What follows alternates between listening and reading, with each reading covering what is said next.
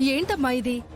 చిన్న చిన్న బాధలకే ఈ కాలం పిల్లలు ఆత్మహత్య ప్రయత్నం చేయటం ఎక్కువైపోయింది.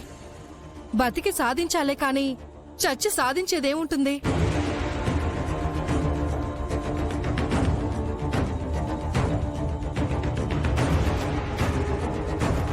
ఏదో లక్కీగా ప్రాణాలతో బయటపడ్డావు. మళ్ళీ ఇలాంటి పరిస్థితి తెచ్చుకోకు. కొద్ది రోజులు మీ వాళ్ల దగ్గరికి వెళ్ళు. వెళ్ళడానికి నాకెవరున్నారు డాక్టర్? నాకు నేను తప్ప ఈ ప్రపంచంలో ఎవ్వరూ లేరు. ఇలాంటి టైంలో ఎవరైనా దగ్గరుంటే చాలా మంచిదమ్మా. సరే, కొద్ది రోజులు జాబ్కి లీవ్ పెట్టేసి ఎక్కడైనా దూరంగా వెళ్ళడానికి ప్రయత్నించు. దూరంగా అంటే ఎక్కడికి వెళ్ళాలి డాక్టర్? మనశ్శాంతి కోసం ఏదైనా పుణ్యక్షేత్రానికి కానీ మంచి విహార ప్రదేశాలకు గాని వెళ్ళిరా.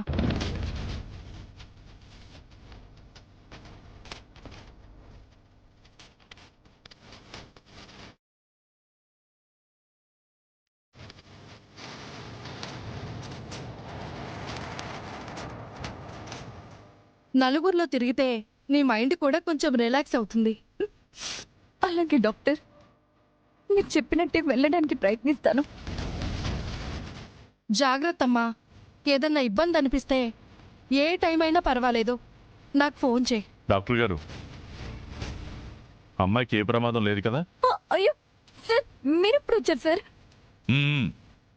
నువ్వు ఆగమ్మా, కూర్చో. ప్రస్తుతానికి ఇబ్బంది ఏం లేదండి. మీరు? తను మా షాప్ లో వర్క్ చేస్తుందండి. ఓ అవునా, కరెక్ట్ టైంకి వచ్చారు. కొద్దిగా చూసుకోండి సార్, తనకి ఎవరూ లేరంట కదా. ఒకసారి మనసులోకి ఆత్మహత్య చేసుకోవాలనే ఆలోచన వచ్చిన తర్వాత ఆ ఆలోచన పోవడానికి చాలా టైం పడుతుంది. మైండ్లో నుంచి ఆ ఆలోచన పూర్తిగా చంపేయడానికి ఎవరైనా దగ్గరైన వాళ్ళు పక్కనుంటే బాగుంటుంది.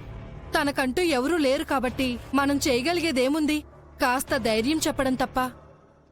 ఉంటాను సార్.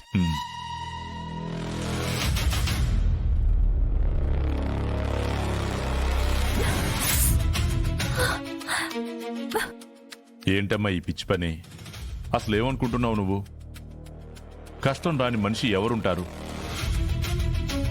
ఏవో చిన్న చిన్న కష్టాలు తట్టుకోలేక ఆత్మహత్య చేసుకోవాలనుకోవడం ఏంటి? నీ అదృష్టం బాగుండి బ్రతికి బయటపడ్డావు. లేదంటే బతకాలన్న ఆశ